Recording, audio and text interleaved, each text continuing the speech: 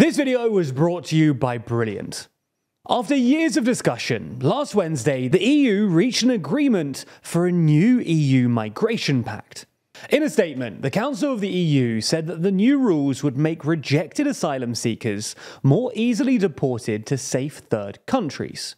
This agreement comes after Denmark and Italy signed deals with Rwanda and Albania respectively to deport all irregular migrants to third countries for asylum processing.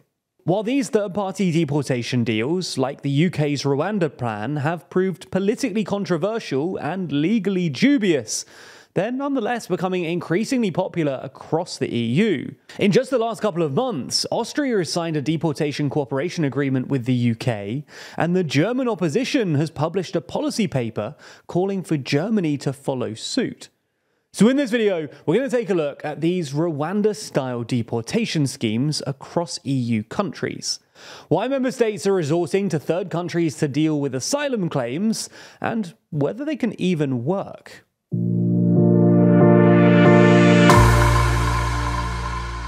Before we start, if you haven't already, please consider subscribing and ringing the bell to stay in the loop and be notified when we release new videos. So let's start by taking a quick look at Europe's current immigration crisis.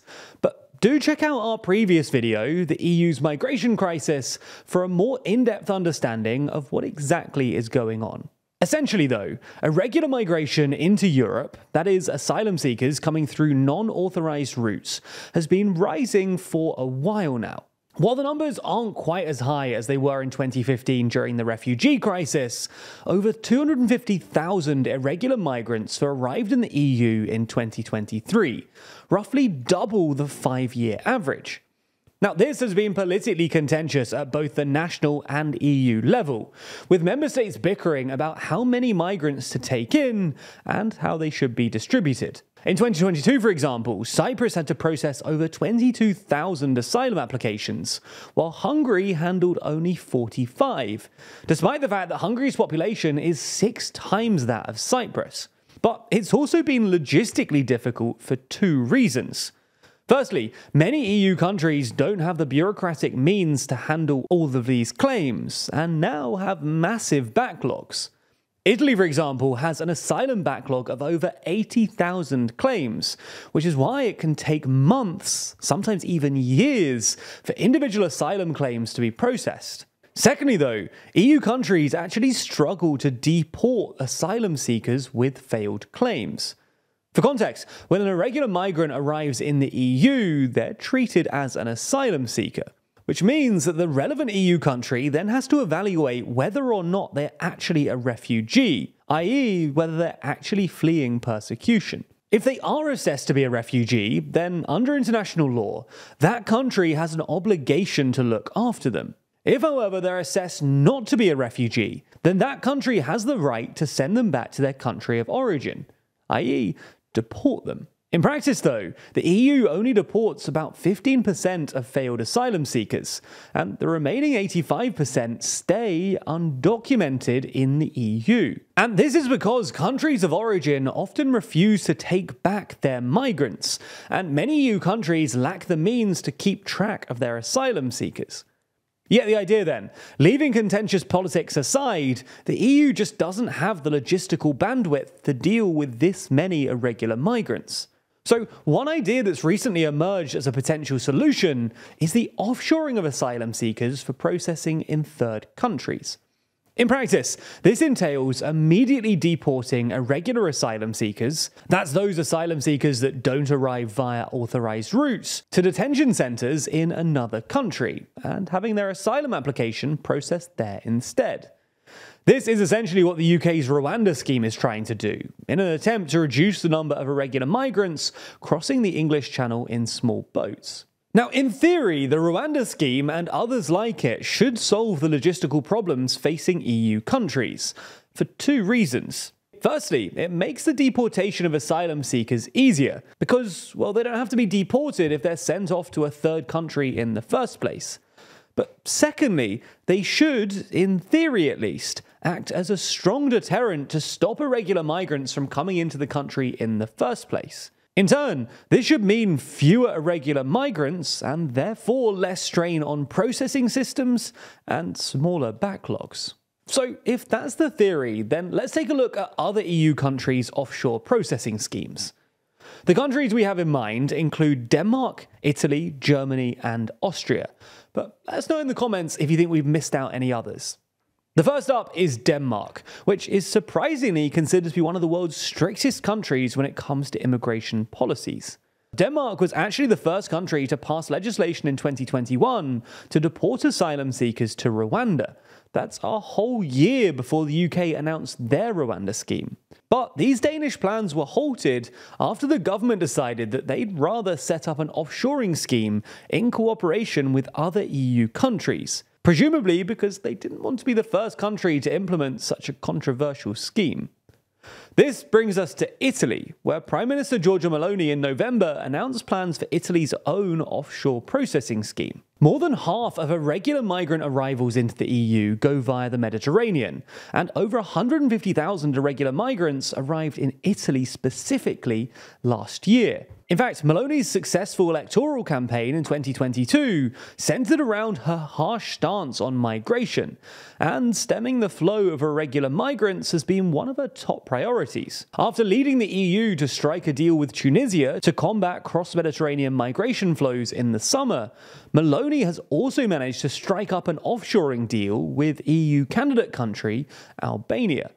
This deal is actually very similar to the UK's Rwanda plan, deporting migrants before they reach Italy to detention centres in Albania, where their asylum request will be evaluated. Upon hearing of Meloni's success, British Prime Minister Rishi Sunak also tried to get in on the deal with Albania, but Albania's Prime Minister Edi Rama declined the proposal, stating that Italy was a special case for Albania, as the two countries have always had a pretty close relationship. And while this might be true, it's also probably because Albania is trying to use the deal to accelerate their integration into the EU, by proving that they can be a useful partner in solving European problems. Let's move to Germany next, where in early December, the Christian Democrats, who look overwhelmingly likely to take power at the next German election, published a 71-page policy paper titled Live in Freedom, advocating for the offshoring of refugees.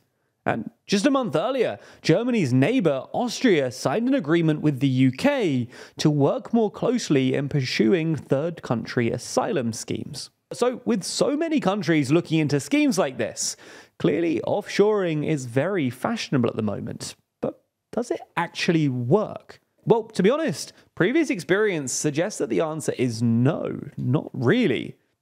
As we see it, there are essentially three reasons why offshoring asylum seekers to third countries doesn't actually work very well. Firstly, they are legally problematic. Secondly, they're actually quite pricey. And finally, they're strategically flawed. So firstly, let's talk about these schemes' questionable legality.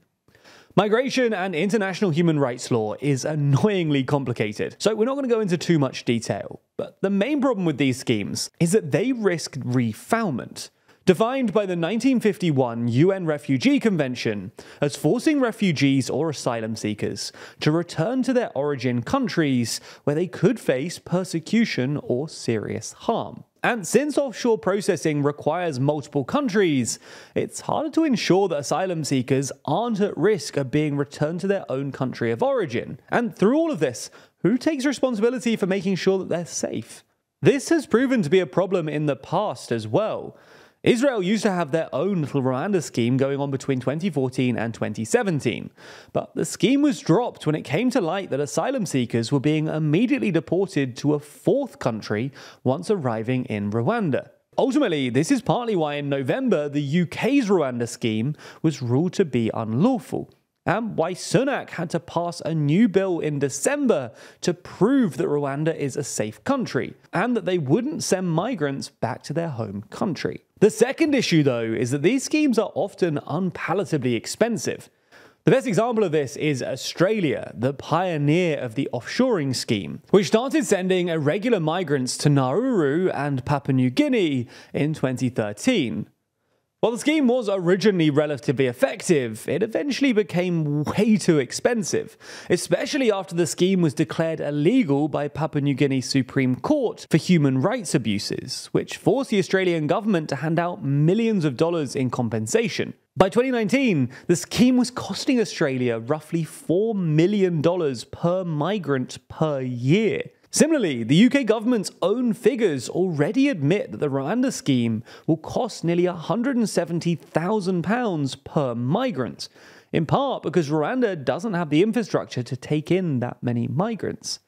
Ultimately, this is significantly more expensive than just letting them stay in the UK, and assumes that the Rwanda plan will even get off the ground in the first place. The third issue, though, is that it's not clear that these schemes actually work as a deterrent. While Australia's offshoring scheme was pretty successful, you can't really apply Australia's policy to Europe or the UK. And that's because it's just way easier to get into Europe or the UK by boat. There are more people trying to do so, and Europe can't do the migrant boat pushbacks like Australia can, because Europe doesn't have an island like Nauru in its maritime vicinity to push boats back into. So if only a small fraction of irregular migrants are affected by these schemes, then it's hard to imagine them actually acting as an effective deterrent. Now, that's not to say that they won't work. The EU is clearly trying to carve out some legal space for these new schemes, and as third country offshoring becomes more popular and countries figure out what works and what doesn't, they should become more effective. Nonetheless, as things stand, they're probably not the silver bullet they're sometimes imagined to be, as Rishi Sunak is quickly finding out. As we step into 2024, many of us are contemplating our New Year's resolutions, always looking to improve ourselves and learn more about the world around us. And while our content is always a good starting point, a lot of the stuff we talk about can seem pretty complicated, especially when we dive into analytics and detailed data. But luckily, there's a fun and easy way to learn more, which doesn't cost thousands of dollars or take years and years of schooling. That's because Brilliant is the best way to learn maths, data science, and computer science interactively. And the good thing is that it doesn't take long to learn either. These complex topics are broken down into small but accessible chunks, designed around your busy schedule. Even just a few minutes a day can help you with accumulating new knowledge over time in a fun and engaging way. As time goes on, you'll get used to that empowering feeling of learning too, because Brilliant isn't just about memorization and lectures. Brilliant teaches you by doing, using active learning techniques to teach you the principles behind otherwise complex topics, and ensuring that you actually understand what's going on.